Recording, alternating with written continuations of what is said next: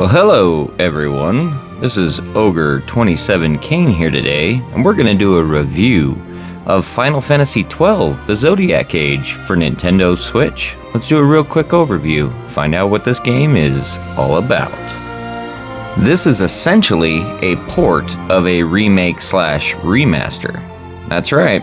This is a report of the PlayStation 4 version, which was a port/remaster remake of the PlayStation 2 version. Now, this version incorporates all the international version stuff and has the Zodiac job system, which is much different, and one of the main reasons I decided to check this game out. It's very different. Let's check out the gameplay first. Well, the gameplay in this is a little different than some of the other traditional Final Fantasies. It sees you in the same general loop of exploring a town, getting information, going to a dungeon, exploring a dungeon, and progressing the story.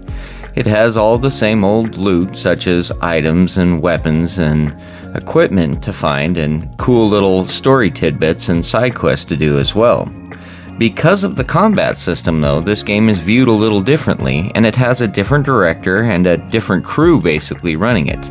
This game is definitely more cinematic and more story-driven in the sense that they're trying to make it more like a movie. Much more in the sense than the other games, which were an adventure that incorporated you. These are not really bad elements, as this movie is well done and well directed, and you do feel like you're playing a valuable part to the movie. But this is one of the weird and rare Final Fantasies where you're not a main character, you're more of a side character who's just along for the ride and experiencing the world. I don't really have a problem with this, it just makes it not necessarily my top 5 or so Final Fantasies. Now, the director on this, Matsuno, has done some fantastic other games as well, such as Vagrant Story and the Tactics Ogre Battle series. So he is one of my favorite directors, and because of that, I do love the world of Evil Ice, and it does bring me back to the world of Final Fantasy Tactics on top of that. So, I highly recommend this. Let's check out the story now.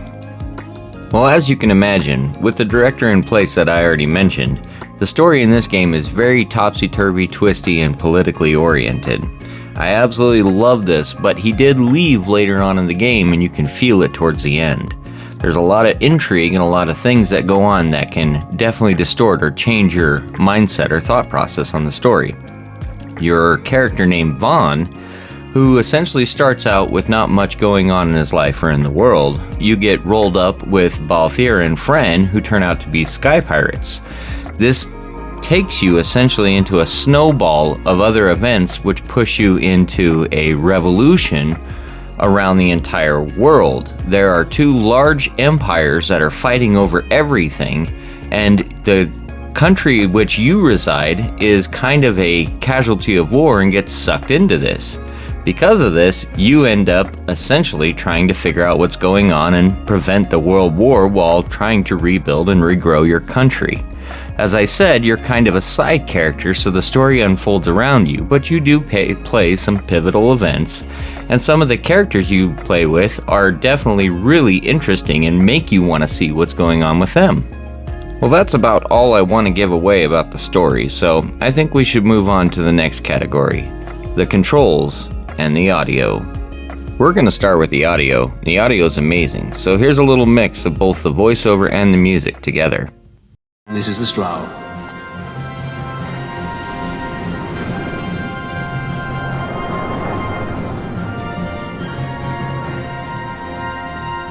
Cheap airship enough for you?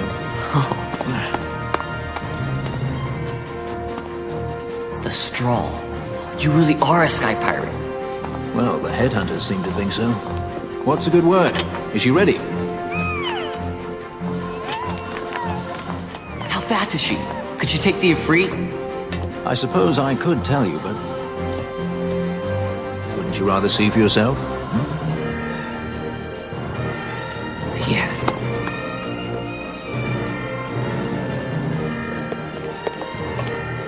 Fran, our course. The shortest way is over Dorstonis. How flies Bujerba? Oh, she's free as can be, for now. What'd you think?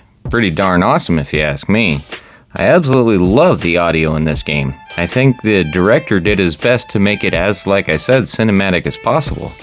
Now, because of this, I don't really remember any of the tracks. They don't really stand out on their own, but they mix so well with the voiceovers that you can't help but notice that they have an impact together. And that works well for what the game's going for and the style of gameplay in which it resides. Well, let's touch on the controls real quick. The controls are really good in this game and they do their job well.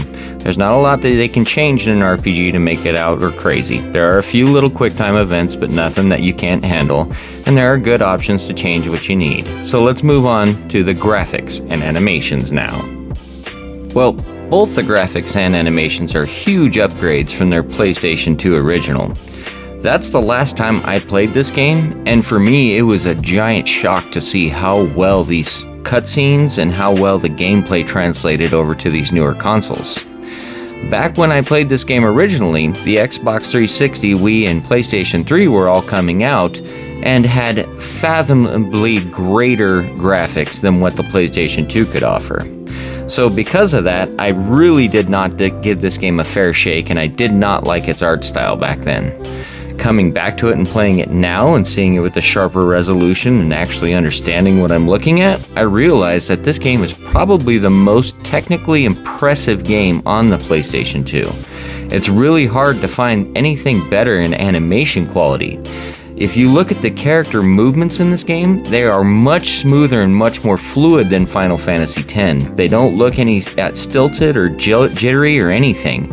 If you look at Vaughn right there as he's walking, his leg movements, his arm movements, all move well and fluidly like he's an actual human being.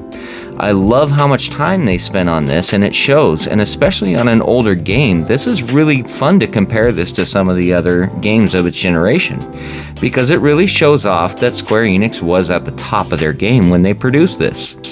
The last thing I want to mention is that this game looks absolutely fantastic on the OLED Switch. So if there's one way to play this and experience it, with that beautiful little screen and that definition that it offers, this game looks utterly butterly delicious. So I think we should move on now and check out the combat. Well, I'm not gonna lie, when I first played this game, I absolutely hated the combat. I didn't understand that it was just another variation of turn-based combat. I thought it was an action RPG, and I got really frustrated with it. Because of that, I struggled through the game and I did not finish it, nor did I get any of the extra side content or bonuses. Now that I've played through games like Xenoblade and I understand how the mechanics work much better, this game is turning out to be a breeze. I absolutely love the combat in it. So it's crazy what time can do and how a little bit more in a genre can change your viewpoint on things. Once again, this game kind of started this idea for me, and it was new at the time. Since then, I played a lot of different games and had a lot of time to adjust. One of the things, though, that I do have to mention is that the combat in this game is a little deceiving. You may think that you have a certain turn order that is specific, but it can be manipulated, and there are abilities and things that you can chain together to change that combat order. It's not necessarily about dishing out the most damage. Sometimes it's about being able to dish out the right damage in the right order. And I like that because it offers a lot of strategy. This is definitely something that is not made by the original Sakaguchi. It is Matsuno's own twist on this, and you can feel it. Another element I do have to mention about the combat is the Zodiac job system, and picking the right job for the right character for what you're trying to do. There is a way to respec your character, and you can try different jobs for different characters. It's definitely one of the cool parts to experiment and fill out their grids. It has a certain addiction to it that will keep you playing and grinding for absolutely no reason. So, if you need a good Final Fantasy to go back to, this one has a really unique system and is fun to re-explore and re-experience, especially if you're like me and you haven't played it for a long time. So, let's hit the conclusion now. Well, in conclusion, I am pleasantly surprised. This is not the game I expected. When I played this almost 20 years ago, I struggled with it, like I said, and I had a lot of problems with it. This game was really low on my list of Final Fantasies. After coming back to it now and giving it a fair shake and understanding how the game works, I realized that this game was built during a transitional period during Square Enix.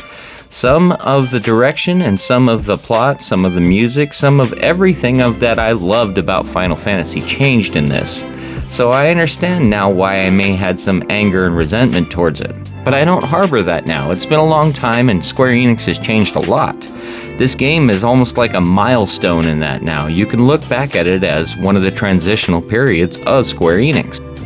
One of my favorite parts though about this entire package is the fact that it's all complete on a Nintendo Switch cartridge. If you know anything about me, you know I absolutely love physically collecting, and this game holds a special place and value now to me because it reminds me of what change can occur within my own tastes of gaming. If you need to go back and experience one of Final Fantasy's milestones, turning points, markers in their history, then I highly recommend you check this out, and all of the quality of life improvements and everything else they've done to this make this a really desirable version of the game to play. That's gonna do it, folks. Thank you for watching today's video. It was a blast to make.